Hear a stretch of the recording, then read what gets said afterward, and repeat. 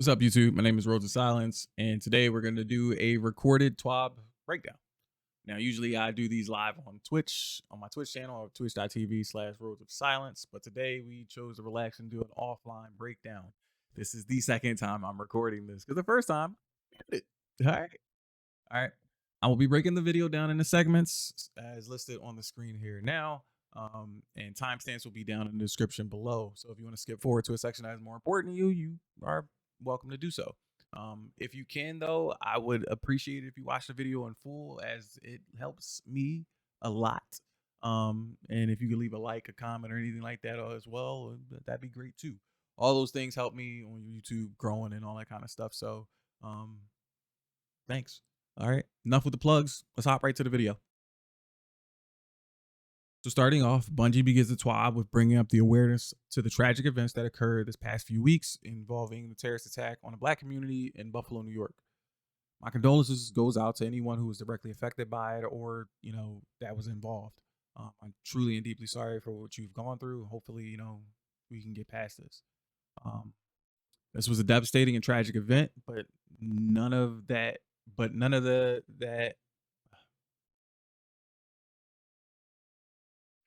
This was a devastating and tragic event, but not the first of many that continue to make it clear that racism still exists in our world today.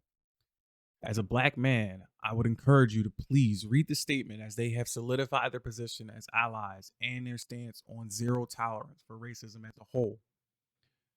They have pledged to raise money to help support the Southern Poverty Law Center, which helps expose these hate groups from doing these things. So please read the statement and also educate yourself in your own time. And if you need help, don't hesitate to ask me by reaching out on Twitter or joining in on my live streams, which will be a link here below.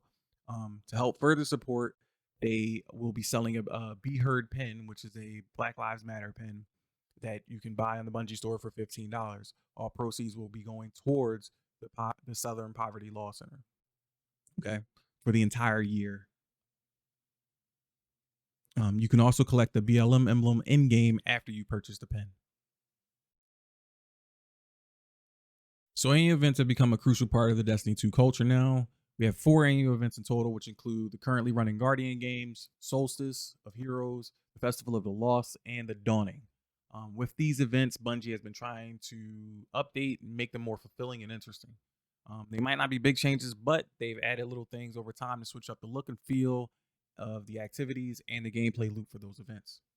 Most notable changes as of late was the Festival of the Lost with the Lost Sector missions, and then recently within Guardian games, the recruit and the training playlists. The next event coming up is the Solstice, and if you already noticed, the name has changed from Solstice of Heroes to just Solstice. All right, but the name's not the only thing that's going to be changing. All right, so first up with the armor changes. Now, instead of having to get multiple sets of armors and upgrade them, you now only have to upgrade one set of Solstice armor. The extra benefit to this is, while you can get multiple instances of a piece of armor, upgrading that piece of armor will allow you to re-roll, and the stat potential will be shared across multiple pieces. Okay, or multiple drops. What exactly does this mean? So the way I'm interpreting this is that the stat rolls will transfer across drops, obviously. So for example, if I get a 67 stat roll chest piece, and I upgrade that chest piece, the next time I get a Solstice armor chest piece drop, the next chest piece that drops will have a 67 stat roll, but the distribution might be different. So keep that in mind.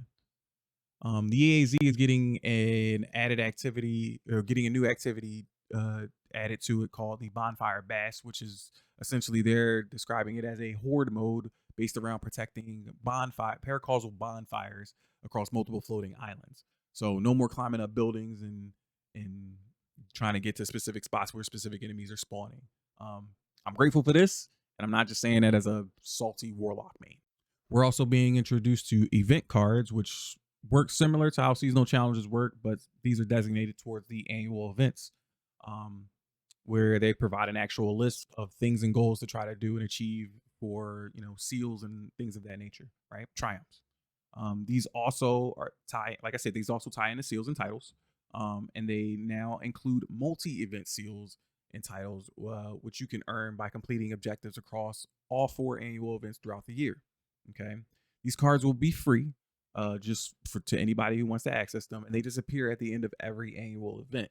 Okay, just the cards. Now, the progress for the seals and titles and things of that nature, they all will stand for that year until completion. And then lastly, we got new rewards. Unfortunately, they don't got any screenshots. So they got the list here on screen. I'll blow it up so you guys can see it right here on screen. Much like in the other weeks that have passed, we get a few more details related to patch notes for the next season that's coming up. Nothing out of the ordinary though. Some UI changes that related to the director and the title screen. There is a big change happening with Dares of Eternity Strange Coin drops from reward chests. They're changing the amount from 1 to 3. And then they go about the usual. They got the seasonal changes that come along with the power progression. So the power floor will be changing from that will not be changing from 1350. That will stay the same. The soft cap is going to change to 1510. Power cap is going to be 1560. The pinnacle cap is going to be 1570. And then they're also up in the vault space from 500 to 600. Um, which I think is kind of sad because I would have was hoping for at least 200 at minimum, but beggars can't be choosers, as they say.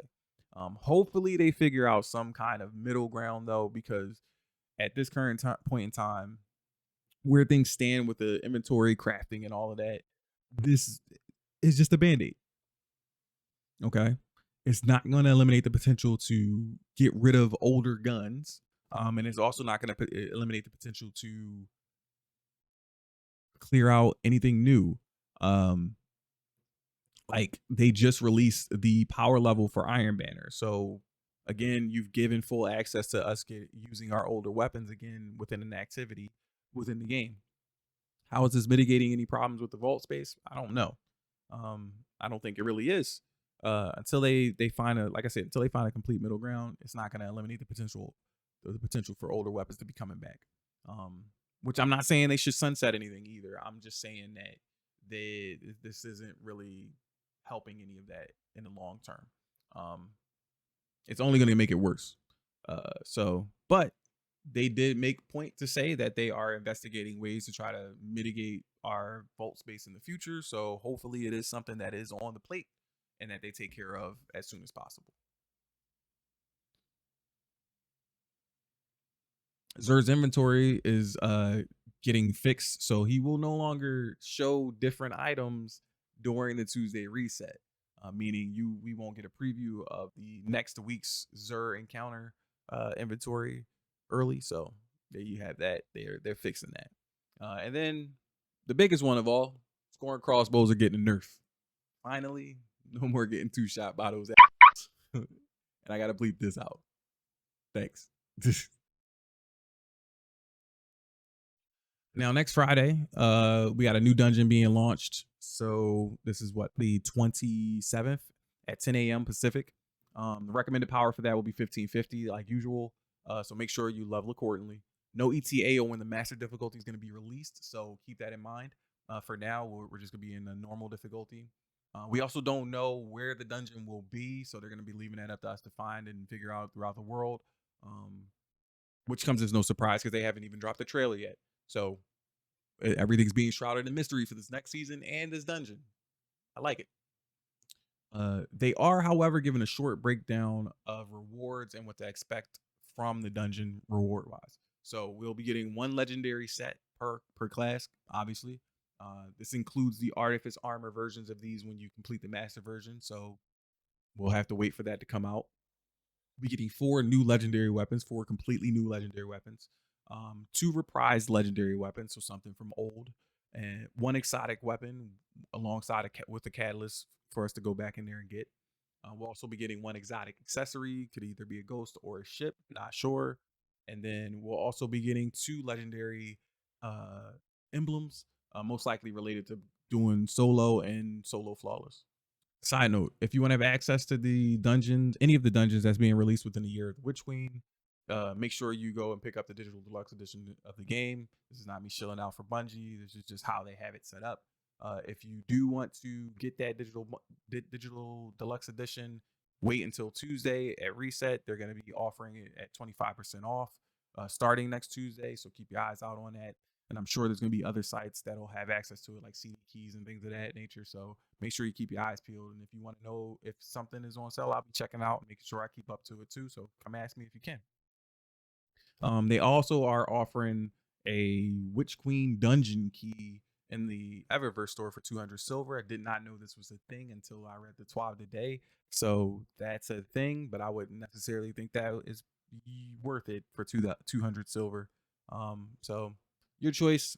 You pick your poison. So this weekend is the final trials weekend of the season, and it's also the final trials weekend until June 10th. So for all my PvP people, buckle up. This is your last ride. Before it's going, however, though, we'll be getting the best of both worlds in one weekend. So we're getting freelance combined with zone control. So enjoy that bucket of fun, right? Going in there solo to get your flawless and get that golden ticket and get those adept weapons, right?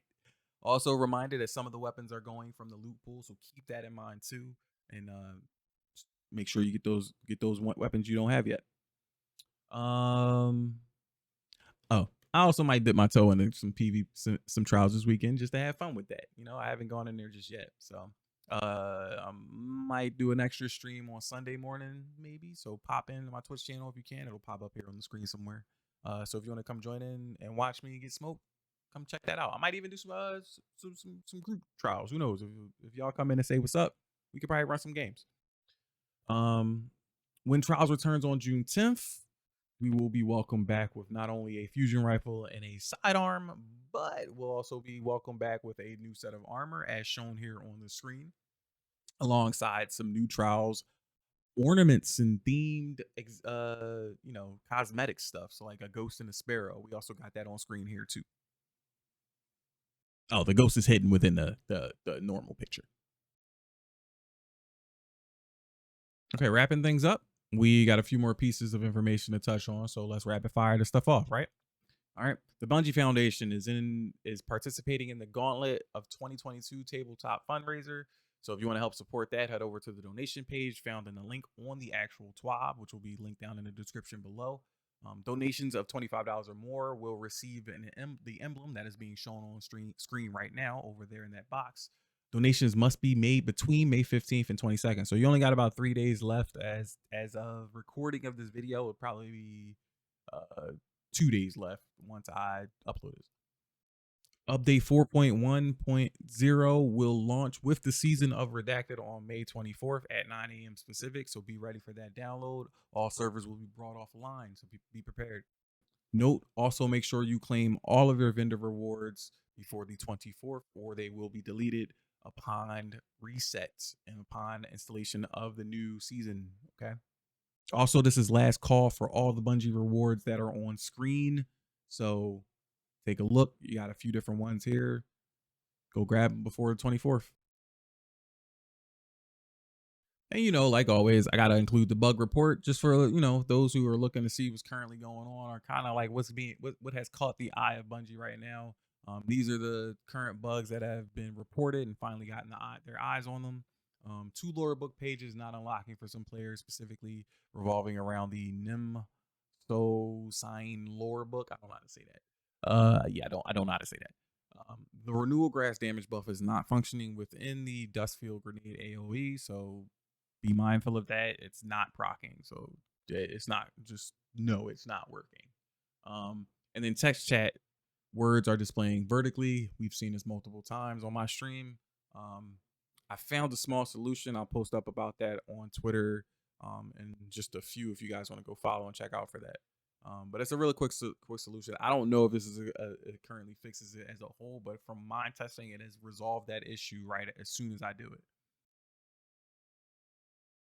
And of course, like always, the content showcase. I always talk about this section here because I know how rough it can be as a growing, budding content creator. And I know how fun it can be as a growing, budding content creator to just make stuff for your community, right? All right. So, like always, please check out these creators that participate in the movie of the week and the artist of the week. They put in a lot of time to do all this fun stuff.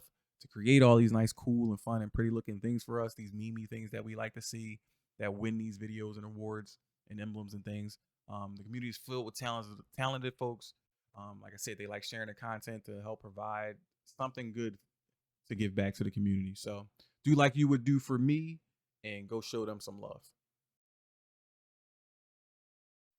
So that's gonna wrap it up for me.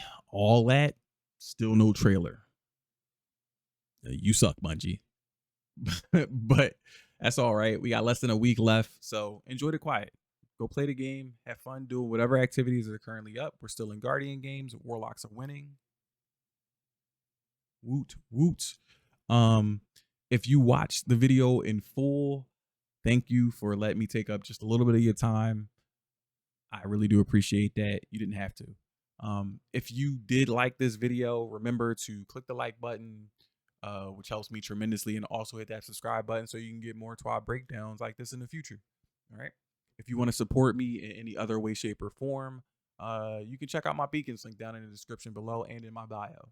If you want to support me, while I'm live on Twitch, you can come hang out with me, say hi, ask questions, do whatever your heart's content. So go head over to my Twitch channel. That link will be in the description below, as well as in my bio and in the beacons link.